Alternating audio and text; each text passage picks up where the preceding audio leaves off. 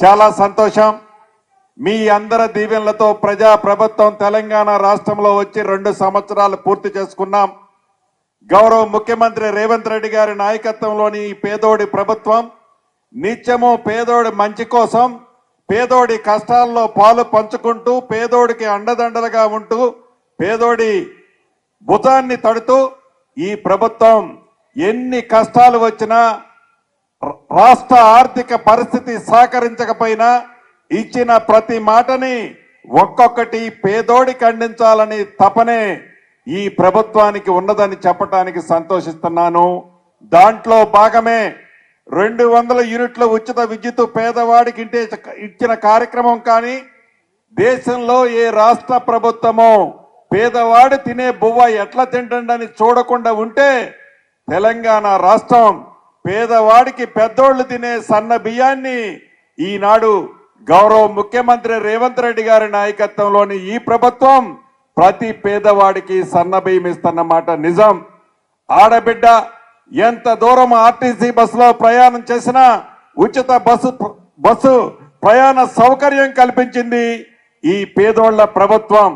10 సంవత్సరాలలో పేదవాడి ఆత్మ గౌరవానికి చిహ్నంగా ఉన్న ఒక ఇల్లు కూడా కట్టించాలనే జ్ఞానం ఆనాటి పెద్దలకు లేకపోతే, పేదోడికి ఇల్లు కట్టిస్తే నాకేమి కమిషన్ వస్తుంది, కాళేశ్వరం కడితే కమిషన్ వస్తుందని కాళేశ్వరం కట్టడానికి 1,50,000 కోట్లు ఖర్చు పెట్టాడు. కానీ పేదోడి ఆత్మ గౌరవానికి చిహ్నంగా ఉన్న ఇల్లు కూడా కట్టించాలని జ్ఞానం లేకపోతే, మీ పేదోళ్ల ప్రభుత్వం ఈ ఇందిరమ్మ ప్రభుత్వం వచ్చిన మొదటి విడత రాష్ట్ర వ్యాప్తంగా 4.5 లక్షల ఇళ్లు ఇచ్చి సుమారు 22,500 కోట్ల రూపాయలతో రాష్ట్ర వ్యాప్తంగా 4.5 లక్షల ఇళ్లు ఇవ్వటం జరిగింది.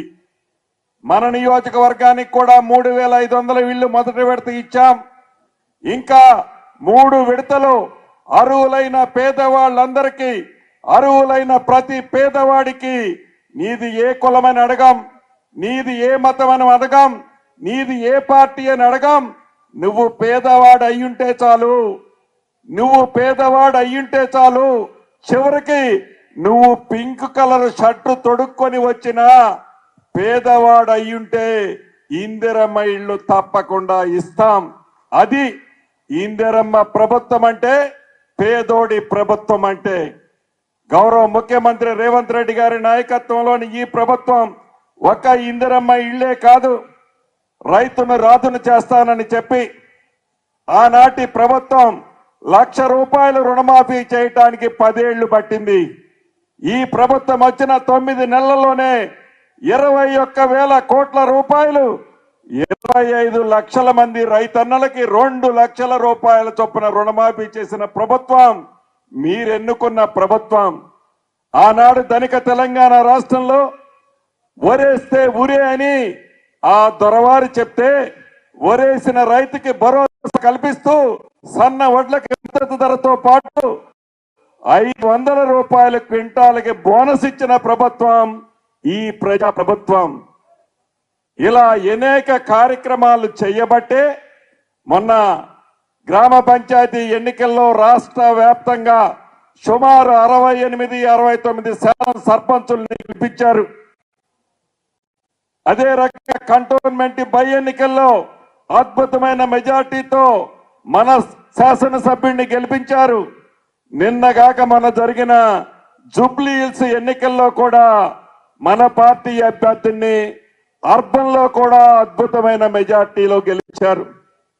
మీరందరూ చూసుంటారు. జూబ్లీ హిల్స్ ఎలక్షన్ లో ఆనాటి మాజీ మంత్రివర్యులు ఆ ఎన్నికల ప్రచారంలో చెప్తుండేవాడు, ఈ జూబ్లీ హిల్స్ ఎన్నికలు మన ప్రభుత్వానికి రెఫరెండం అని.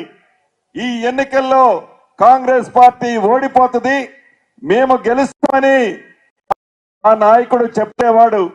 జూబ్లీ హిల్స్ ప్రజలు చిత్తుగా ఓడిస్తే నిస్సిగ్గుగా మళ్ళీ పొరపాటు ఎన్నికలు రెఫరెండం అట, సెమీఫైనల్స్ అట. ఎక్కడ సెమీఫైనల్స్, ఎక్కడుంది నీ అడ్రస్? చివరికి నీ ఇంట్లో శిస్సును కూడా ఆర్పుకోలేని నువ్వు ఈ తెలంగాణ రాష్ట్ర ప్రజలకి నీ ఇంటి ఆడబిడ్డకి న్యాయం చేయలేని నువ్వు ఈ తెలంగాణ ఆడబిడ్డ న్యాయం చేస్తాడట. ఇంకా రోడ్లెమ్మడి తిరుక్కుంటా, కారు కోత కూసుకుంటా, ఇంకా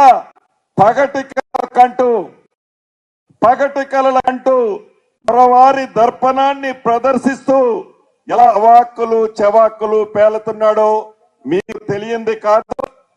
3 సార్లు అసెంబ్లీ తర్వాత మిమ్మల్ని తెలంగాణ ప్రజలు 3 సార్లు చీకొట్టారు.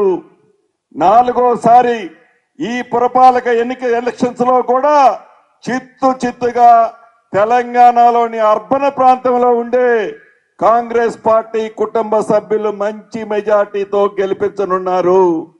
ఇక నీ రిఫరెండం ఏంది?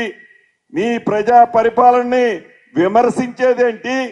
కాకి గోల తప్ప, ఆ సీఎం సీటు మీద తాపత్రయం తప్ప, మళ్ళీ తెలంగాణ పేదోడి సొమ్ముని ఎలా కళ్ళగొట్టాలనే తాపత్రయం తప్ప ప్రజల మీద, ప్రజల కష్టాల మీద, ప్రజల బాధల్లో మీరు ఎలా పాలు పంచుకున్నారో, ఆనాటి 10 సంవత్సరాల పాలన ఎలా చేశారో ఎప్పటికైనా మీరు గుండె మీద చేసుకొని ఒక్కసారి మీరు ఆత్మ పరిశీలన చేసుకోవాలని ఈ వేదిక ద్వారా మరొక్కసారి ఆ మాజీలందరికీ కూడా తెలియజేస్తున్నాను.